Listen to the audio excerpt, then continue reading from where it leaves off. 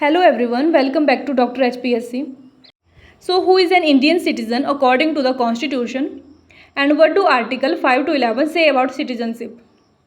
Let's understand each article one by one.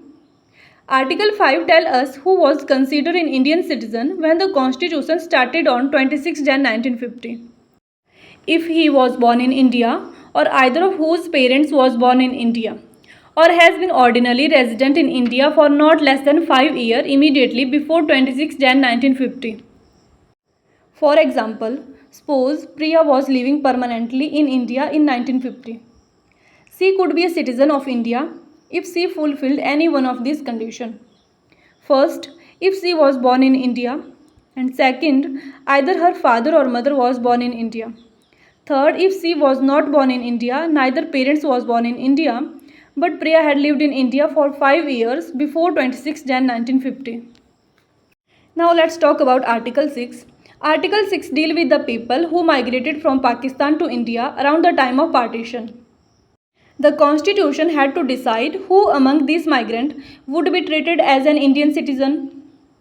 So Article 6 tells us a person who migrated from Pakistan to India on or after 19 July 1948 is a citizen if he is registered as a citizen of India in prescribed manner, or he has been ordinarily resident in India for 6 months immediately before such registration.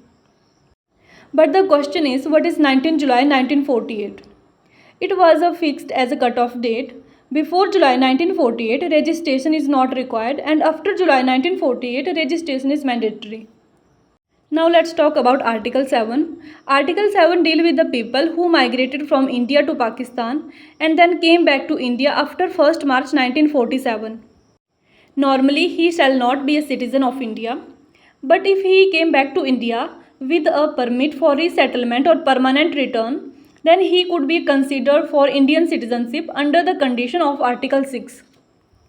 Why 1st March 1947? Think of it simply. Before 1st March 1947, a person may have moved before the major partition related migration began. And after 1st March 1947, a person who migrated from India to Pakistan was treated differently under Article 7, generally could not claim Indian citizenship under Article 5. For example, suppose Priya lived in India and moved to Pakistan on 10 March 1947. So Article 7 apply on Priya, and she would generally not be an Indian citizen under Article 5 and 6. Now let's talk about Article 8. Article 8 deals with the people of Indian origin who were living outside India.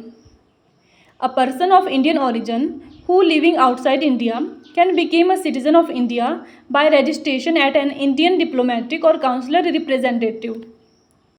And Article 9 says, a person who acquires the citizenship of any foreign state shall not be a citizen of India because India has a single citizenship rule. And Article 10 says a person who is a citizen of India under Article 5, 6, 7, 8 shall continue to be a citizen of India subject to any law made by Parliament. For example, Priya became an Indian citizen on 26 Jan 1950 under Article 5. Normally Priya continued to be an Indian citizen, but later Parliament make a citizenship law that laid down condition under which citizenship can be terminated. So if Priya fall under those conditions, her citizenship can be affected, terminated according to that law. Finally, we have Article 11. Article 11 gives Parliament the power to make laws about Indian citizenship.